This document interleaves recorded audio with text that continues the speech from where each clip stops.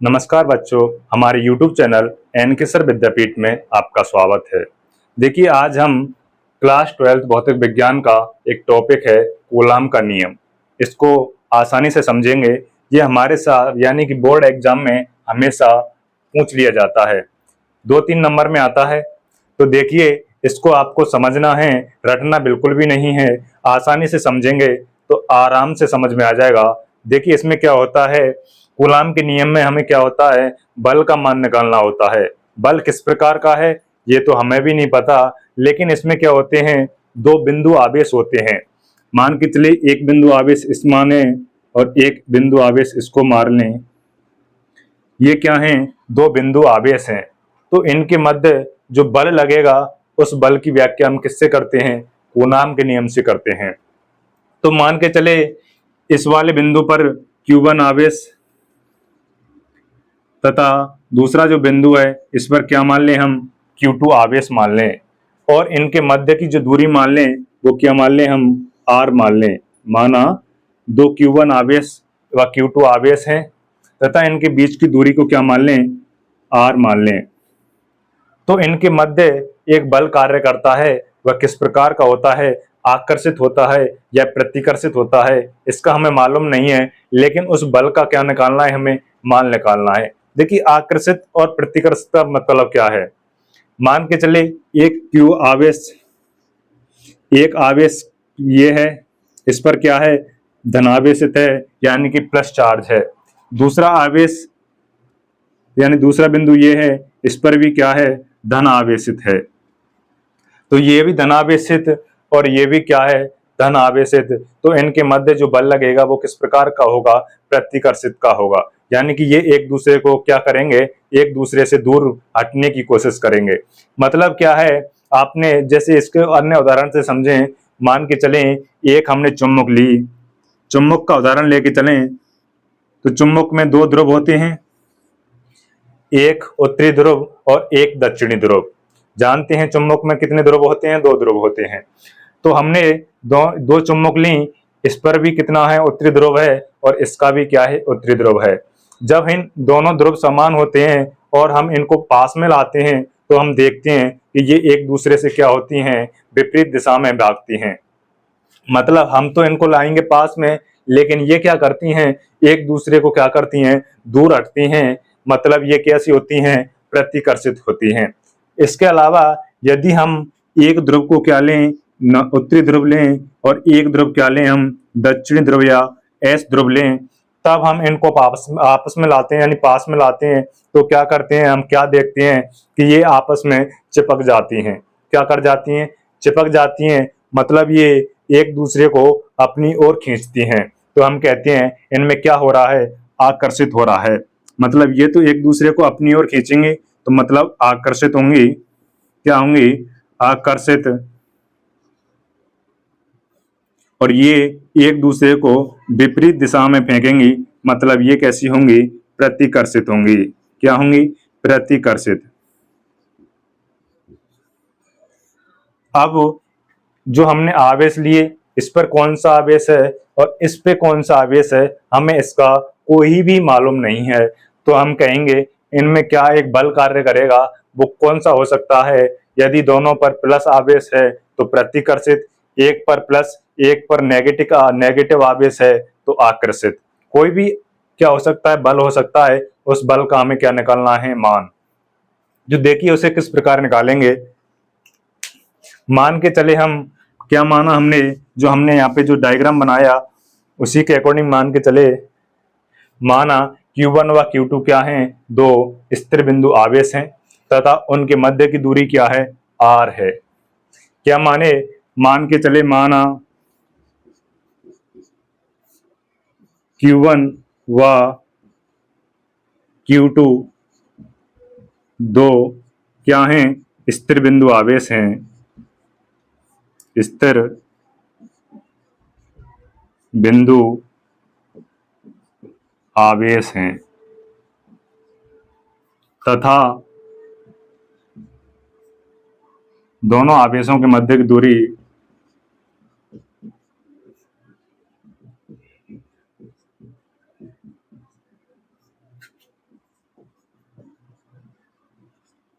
मध्य की दूरी कितनी मान ली हमने,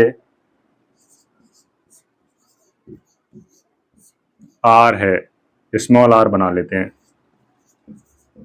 तब कूलाम का नियम क्या कहता है, यानी कि हमने क्या माना, एक Q1 आवेश है, एक Q2 आवेश है और उनके बीच की दूरी क्या है, r है। तो अब कूलाम का नियम ये तो हमने क्या है मान के चले हैं। तब कूलाम का नियम क्या कहता है, दो स्थिर बिंदु आवेशों के मध्य लगने वाला बल, तब कूलाम का नियम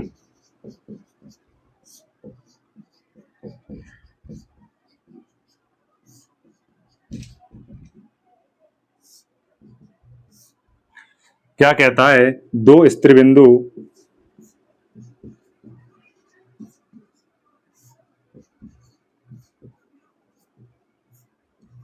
आवेशों के मध्य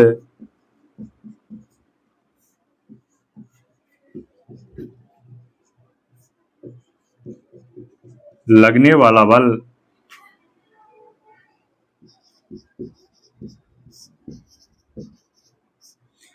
बल है वो किस प्रकार का हो सकता है, आकर्षित या प्रतिकर्षित। तो इसमें लिख देंगे हम कोष्टक में, बल वो किस प्रकार का हो सकता है, या तो हो सकता है आकर्षित का, या फिर किस प्रकार का हो सकता है, प्रतिकर्षित।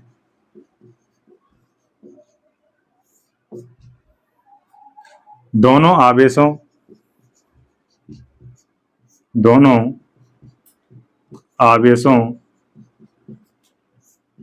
के गुणनफल के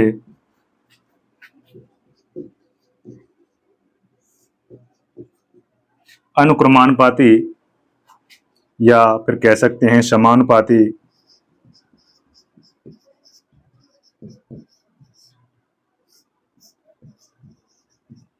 तथा उनके मतलब इन दोनों आवेशों के मध्य जो दूरी है उस दूरी के वर्ग की कैसा होगा, उन आवेशों के मध्य की दूरी का भी क्या, वर्ग के व्युत्क्रमानुपाती होता है।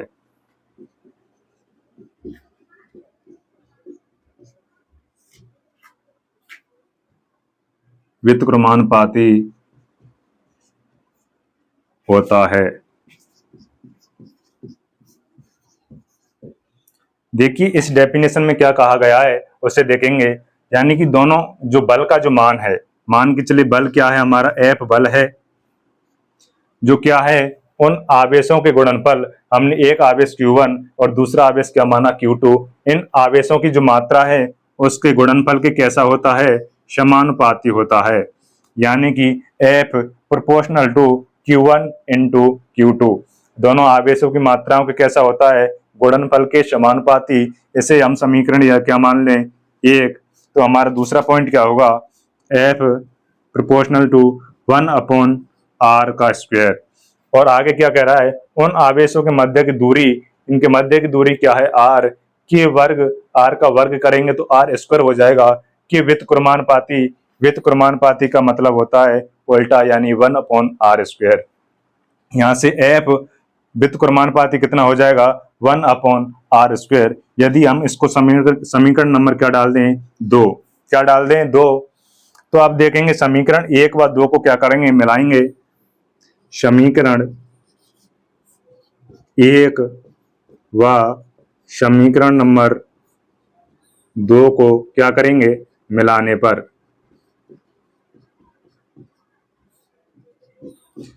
पर देखेंगे क्या बनेगा, ये F तो यानी कि बल तो बल ही रहेगा, प्रोपोर्शनल टू क्या आ जाएगा, Q1, क्या आ जाएगा, Q1 Q2 अपॉन में क्या आ जाएगा, r स्क्वायर। इन दोनों को मिला के यही तो आएगा, Q1 और Q2 क्या है, F proportional to Q1 into Q2 और r स्क्वायर क्या है, इसके अपॉन में क्या आ जाएगा, r स्क्वायर। जब हम इस प्रोपोर्शनल चिन्ह यानी कि इस प्रोपोर्शनल चिन्ह को हटाते हैं तो इसकी जगह एक नियतांक आता है जिसका मान क्या होता है, F बराबर के Q1 Q2 अपॉन में r स्क्वायर। इस प्रोपोर्शनल चिन्ह को हटाते हैं तो एक नियतांक आता है के। इस के को क्या कहते हैं हम? के बराबर क्या है? नियतांक, समानुपातिक नियतांक। क्या है ये? समानुपातिक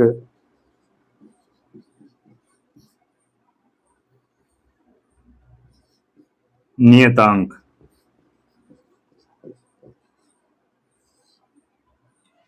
ये क्या हो गया हमारा? के समानुपाती नियतांक, और इस बल का मान निकल के आया F बराबर के Q1 Q2 upon are square.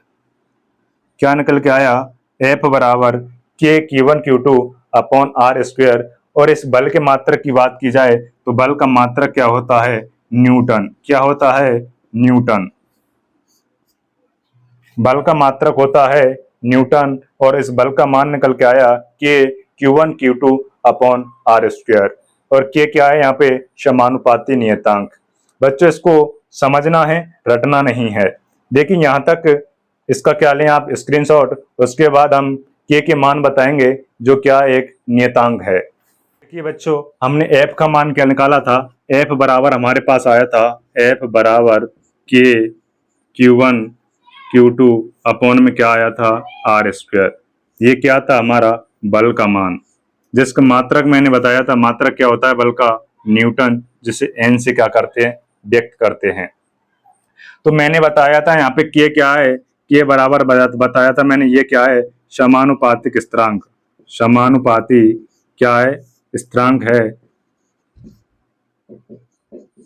स्थिरांक बोल लें या क्या बोल लें? नियतांक। इस के का क्या होता है? फिक्स मान होता है। तो के का मान की बात की जाए, हमसे पूछे कि के का कितना मान होता है, तो के बराबर कितना आ जाएगा? के बराबर आता है 9.9 इंटू 10⁹। कितना आएगा के का मान? 9 into 10⁹ newton into metre square upon में क्या आ जाएगा? Coulomb square. ये इस के का क्या होता है? मात्रक होता है। यदि हमसे इस के का अन्य मान पूछे तो के का अन्य मान भी होता है। तो के का अन्य मान क्या होता है? के बराबर 1/4 पाई एप्सिलॉन नॉट। ये क्या है? के का दूसरा मान। मात्रक यही होता है न्यूटन मीटर स्क्वायर अपॉन में क्या होता है? Coulomb square. यहाँ पे ये एप्सिलॉन नॉट क्या है? एप्सिलॉन नॉट की बात की जाए तो एप्सिलॉन नॉट ये क्या है? निर्वात की, क्या है? निर्वात की विद्युतशीलता।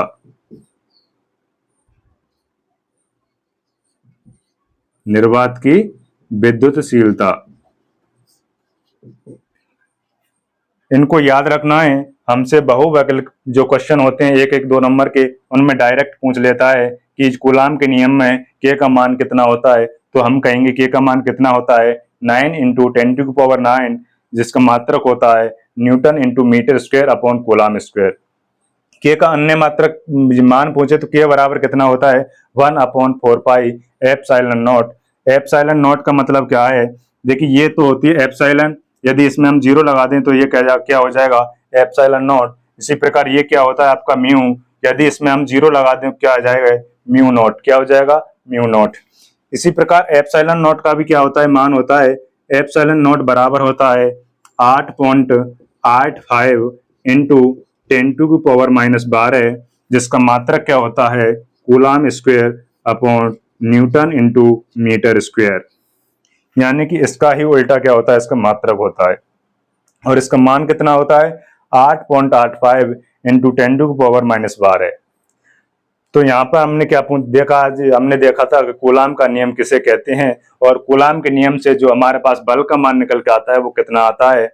छोटा सा वीडियो है, ज्यादा डिप्रेशन लेना नहीं है, आराम से सीखना है, तो अच्छे से आप इसे याद कर सकते हैं। आज के लिए इतना ही। अगली वीडियो